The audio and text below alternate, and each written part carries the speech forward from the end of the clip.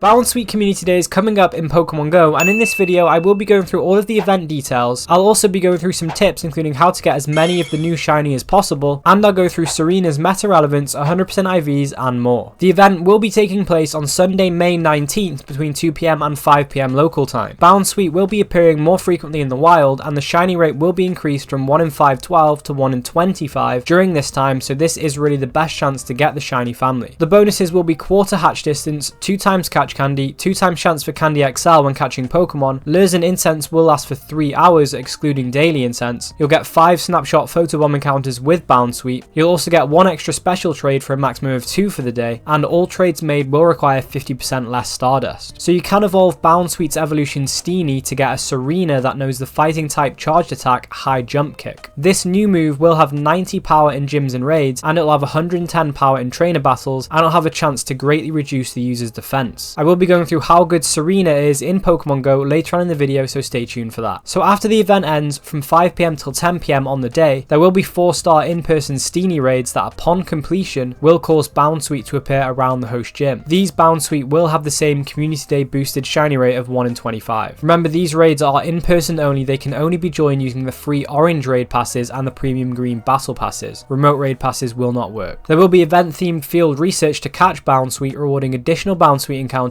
Stardust, Great Balls and more. There will also be some Pokestop showcases available throughout the event, so keep an eye out for those. There will be 2 bundles available in the in-game shop. For 1350 Pokecoins you can get 50 Ultra Balls, 5 Super Incubators, 1 Elite Charge TM and 5 Lucky Eggs. For 480 Pokecoins you can get 30 Ultra Balls, 1 Incense, 3 Super Incubators and 1 Lure Module. There will also be a bundle on the web store for $5 that will get you 10 Ultra Balls, 1 Elite Charge TM and 1 Special Research Story Ticket. There will also be the $1 Special Research available in the in-game shop. This generally gets you a couple of premium items like a Rocket Radar and an Incense, etc. and you can get encounters with the Bounsweet family. And lastly, there will be event-themed stickers available that can be obtained by spinning Pokestops, opening gifts and for purchase in the in-game shop. So that's it for the details. Let's take a look at some tips that'll help you make the most of the event.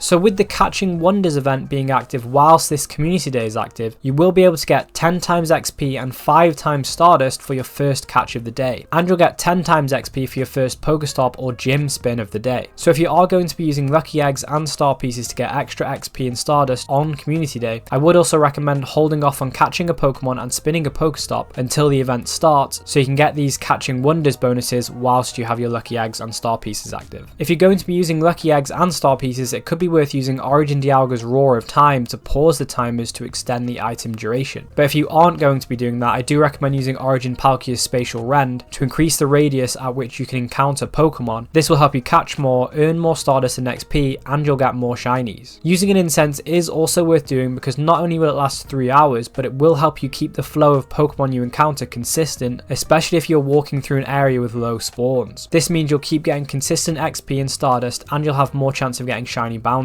Also, if you do use multiple incense whilst Community Day is active, you can add an extra 3 hours to your incense per incense used. So it's really worth doing this if you plan to continue playing Pokemon Go after the event ends. I would also recommend doing any Pokestop showcases that you see, because even if you don't rank highly, you will get some Stardust and XP just for taking part. And if you do rank highly, you could get some premium items as well. For the 2 times candy, you can use Pinap Berries to further increase your candy gains, and you can Mega Evolve a Pokemon of the same type that you're catching to increase the amount of candy XL and XP you get per catch. And as Bounsweet is a grass type, you can Mega Evolve Venusaur, Sceptile, Abomasnow, or revert Groudon to get these bonuses. Also, it's good to know that you will get more candy XL and XP by Mega Evolving a Pokemon that is at the max Mega level. And with the level 49 requirements of needing 35 Platinum medals, and the fact that Bounsweet is a grass type, this event is a great time to work on your Platinum Gardener medal. It might also be worth raiding Steenie if you're looking to progress your Rising Star Platinum medal, or if you want to progress your Champion Platinum medal. Remember, you do also have 2 in-person free raid passes each day of this season. And as there is a quarter hatch distance for the event, it could be worth hatching some eggs to work on your Breeder Platinum medal. Hatching 2-kilometer eggs in particular will be really quick during this event. It's also worth trading if you can, because you do get an extra special trade and 50% Stardust discount. And trading can help you with your Platinum Gentleman medal and even your Platinum Pilot medal if there is a decent amount of distance between the Pokemon you trade. Additionally, if you do trade Pokemon that are caught far away from each other, you will get more candy and a higher chance for Candy XL. 3-hour lures are a great way for you to get your picnic a platinum medal. It's always a good idea to put lure modules down in highly populated areas on community days when there are a lot of people out playing. So the 5 snapshot photobomb encounters with Bounsweet during the event will help towards getting your platinum cameraman medal. And with all the Bounsweet candy that you will get from this event, it might be worth evolving some of them to work on your platinum scientist medal. And as the field research is always really easy to do on community day, it's usually just catch 3 of the featured Pokemon. This is a great chance to work on your Pokemon Ranger medal. With there being event themed showcases available, it's a good chance to try and take part in these showcases and win them so you can progress your platinum showcases star medal. Especially as when you get this medal, you will get an encounter with PhD Pikachu, and this is the only way to get this variant of Pikachu currently. If you play community day in an area where there are not a lot of Pokestops and you find yourself running out of Pokeballs and other items that you need for the day, it would be a good idea to open the max amount of gifts you can from your friends each day leading up to the event. So with that said, how good is Tsareena in Pokemon Go and what are the perfect PvP IVs?